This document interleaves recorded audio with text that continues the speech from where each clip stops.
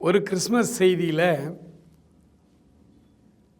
அந்த எங்கள் ஊருக்கு வந்திருந்த அந்த போதகர் கேட்டார், எல்லா வீட்லேயும் ஸ்டார் போட்டாச்சா அப்படின்னு கேட்டார். நாங்கள் எல்லாம் சின்ன பிள்ளைங்க முன்னாடி உட்காந்துருப்போம். எல்லாம் கைதிக்கு உற்சாகமாக ஸ்டார் போட்டாச்சு அப்படின்னு சொன்னோம். உங்கள் சர்ச்சிலெல்லாம் ஸ்டார் அழகாக போட்டிருக்கிறீங்க. அப்போல்லாம் இந்த ஸ்டார் கடைகளில் கிடைக்காது, நாமளே செய்யணும். எல்லா வீட்லேயும் போட மாட்டாங்க.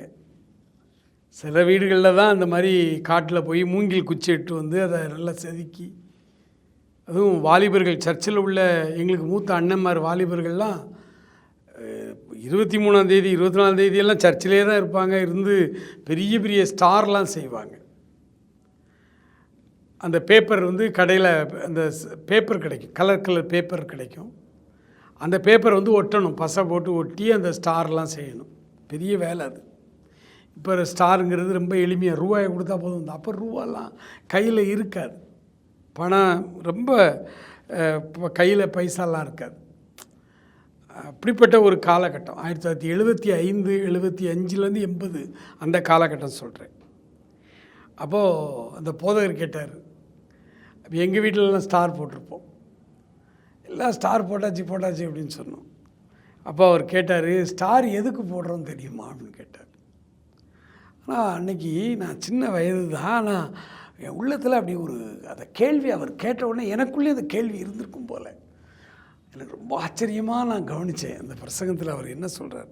அப்போ அவர் சொன்னார், பிள்ளை நிற்கும் ஸ்தலம் வரைக்கும் அந்த நட்சத்திரம் சென்றது, பிள்ளை இருக்கிற அந்த வீடு வரைக்கும் அந்த நட்சத்திரம் போச்சு. அப்போது அவர் சொன்னார், இந்த ஸ்டாரை வீடுகளில் ஏன் போடுறோம் அப்படின்னா, இந்த வீட்டில் இரட்சகர் பிறந்திருக்கிறார், இந்த வீட்டில் இயேசு பாலகன் பிறந்திருக்கிறார் அப்படின்னு அந்த செய்தியாளர், அந்த போதகர் சொன்னார். இன்றைக்கி ரொம்ப ஈர்த்த ஒரு காரியம்.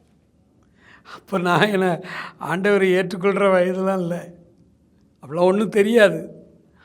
ஆனாலும் ரொம்ப ஈர்ப்பாக இருந்தது. பின்னால் நான் ஊழியக்காரனாக வருவேன்னு ஆண்டவர் முதலே அறிஞ்சு இந்த வார்த்தையெல்லாம் எனக்கு சொன்னாரா எனக்கு தெரியல. இப்போ ஆண்டவருக்கு நான் ரொம்ப நன்றி செலுத்துகிறேன். இந்த ஸ்டாருங்கிறது ஒரு பெரிய அடையாளம்.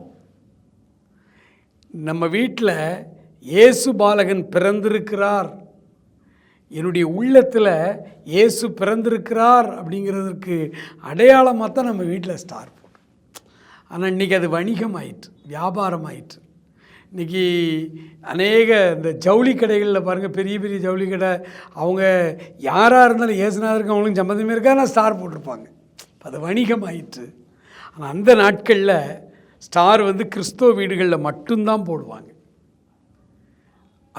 அதுக்கு என்ன அர்த்தம் அப்படின்னா, இயேசு நம்ம உள்ளத்தில் பிறந்திருக்காரா, நான் ஆண்டவருடைய பிள்ளை தானா, நல்லா நினச்சி பாருங்கள்.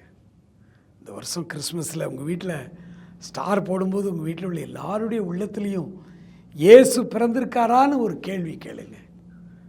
ஆண்டவர் உங்களை ஆசீர்வதிப்பாராக. ஆமென்.